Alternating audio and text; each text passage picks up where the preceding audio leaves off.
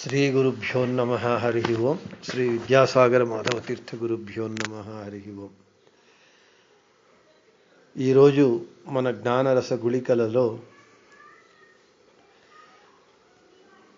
విజయదశమి కాబట్టి ఈరోజు తిరుపతి శ్రీనివాసుని బ్రహ్మోత్సవాల ముగింపు సందర్భంగా భవిష్యోత్తర పురాణాంతర్గతమైనటువంటి శ్రీనివాస కళ్యాణము గురించి అతి సంక్షిప్తంగా చెప్పుకుందాం. మొట్టమొదటగా అందరికీ విజయదశమి శుభాకాంక్షలు. ఆ సర్వోత్తముడు శ్రీనివాసుడు అందరికీ ఆయురారోగ్యాలు, దానితో పాటుగా ఐహిక సంపత్తు, దైవీ సంపత్తు కూడా అనుగ్రహించుగాక అని ప్రార్థిస్తూ, ఈ దసరా ఉత్సవాలలో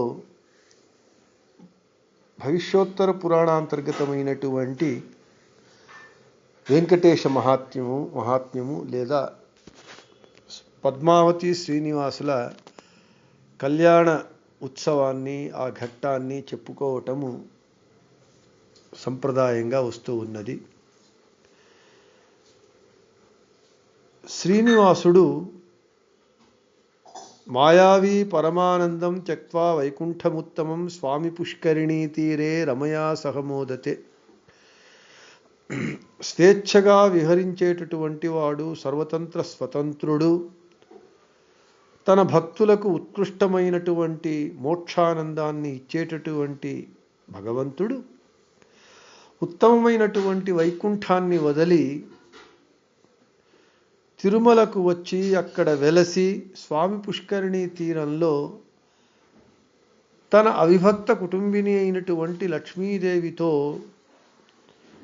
ఆనందిస్తూ ఉన్నాడు అని. శ్రీనివాసుడు వైకుంఠాన్ని వదిలి ఎందుకు ఈ తిరుమలకు రావలసి వచ్చింది అంటే, మనకందరికీ తెలిసినటువంటి కథ భృగు మహర్షి వచ్చి తన పాద తాడనం చేశాడు లక్ష్మీదేవి నివసించు భగవంతుని వక్షస్థలము మీద.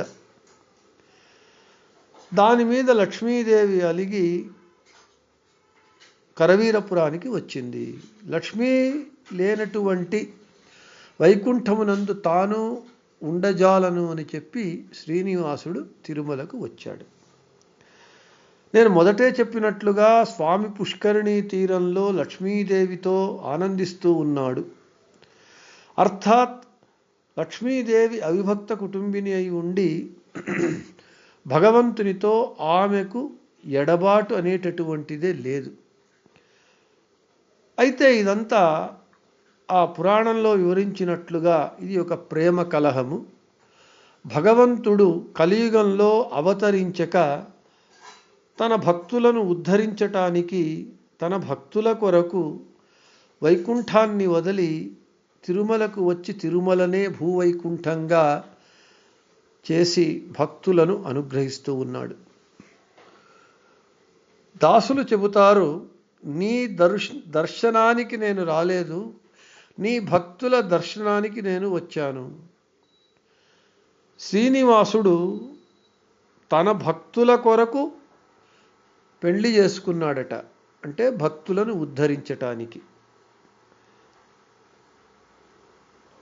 మన యొక్క వివాహాలలో మాంగళ్య ధారణ చేసేటప్పుడు పురోహితులు మాంగళ్యం తంతునానేనా మమ జీవన హేతునా అంటే, నేను మంగళకరమైనటువంటి ఈ సూత్రాన్ని నీ మెడలో నేను కడుతున్నాను, నీవు నాతో చిరకాలము సుఖంగా జీవించుగాక అని వరుడు వధువు కంఠంలో కడతాడు.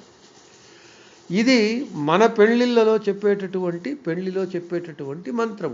అయితే భగవంతుని కళ్యాణంలో మాంగళ్యం తంతునానేనా జగజ్జీవన హేతునా అది శ్రీనివాస కళ్యాణం కానివ్వండి, సీతారాముల కళ్యాణం కానివ్వండి, కృష్ణుడు రుక్మిణుల వివాహం కానివ్వండి, దానిలో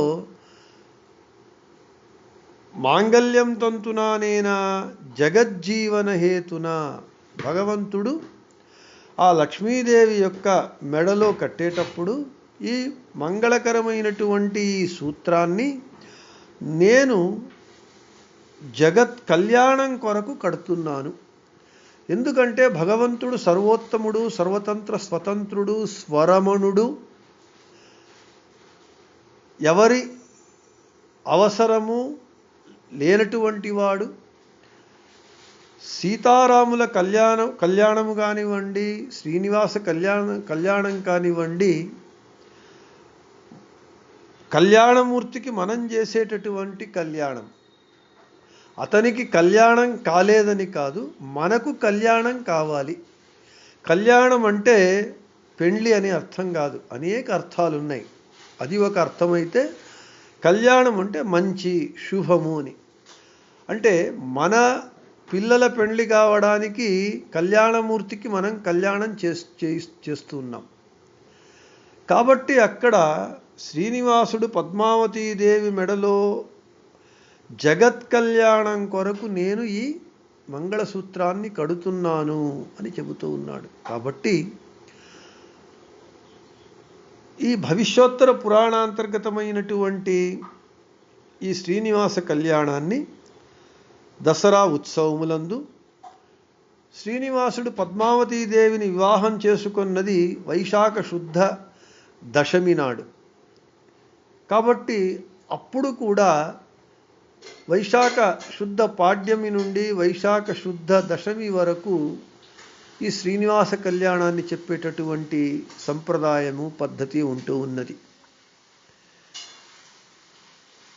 జగత్ కళ్యాణమూర్తి అయినటువంటి ఆ శ్రీనివాసుని కళ్యాణాన్ని, ఉత్సవాన్ని చేయటం కానీ, దాన్ని ప్రవచనం చేయటం కానీ, దాన్ని వినటం కానీ, ఆ శ్రీనివాసుని అనుగ్రహం చేత భక్తుల కొరకు వైకుంఠాన్ని వదిలి ఈ భూలోకానికి వచ్చాడు. కాబట్టి అటువంటి భక్తుల కొరకు వచ్చినటువంటి ఆ శ్రీనివాసుణ్ణి మనము ధ్యానిస్తే, కొలిస్తే,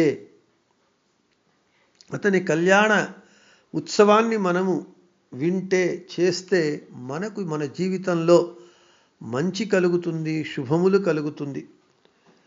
శ్రీనివాసుడు చెబుతూ ఉన్నాడు నారదునికి, హే నారద నాహం వసామి, హే నారద నేను వైకుంఠంలో ఉండను, యోగుల హృదయములో ఉండను, ఇంకెక్కడుంటాను అంటే నా భక్తులు ఎక్కడ నన్ను గానం చేస్తారో నేను అక్కడ ఉంటాను అని. కాబట్టి ఆ శ్రీనివాసుణ్ణి మనము ప్రసన్నీకరించుకోవాలి అని అంటే నిష్కల్మషమైనటువంటి, నిర్వ్యాజమైనటువంటి, నిర్నిమిత్తమైనటువంటి భక్తిని అతని యందు చేయాలి. బిడనో నిన్నంగ్రియ శ్రీనివాస, నిన్నవ శ్రీనివాస, దుడిసికొళ్లలో శ్రీనివాస అని దాసులు చెప్పినట్లుగా ఆ శ్రీనివాసుని పాద కమలములను మనము ఆశ్రయించాలి. అతని యందు భక్తిని చెయ్యటం ఒక్కటే మనకు ముక్తికి మార్గము అని చెబుతూ మరొక్క మారు చివరగా అందరికీ విజయదశమి శుభాకాంక్షలు. ఆ శ్రీనివాసుడు అందరికీ మంచిని, ఆయురారోగ్యాలనిచ్చి, ఐహిక సంపత్తును ఇచ్చి, అంతేకాకుండా దైవీ సంపత్తు అయినటువంటి జ్ఞానభక్తి వైరాగ్యములను ప్రసాదించుగాక అని చెబుతూ శ్రీకృష్ణార్పణమస్తు, మధ్యేశార్పణమస్తు. అందరికీ శుభమస్తు.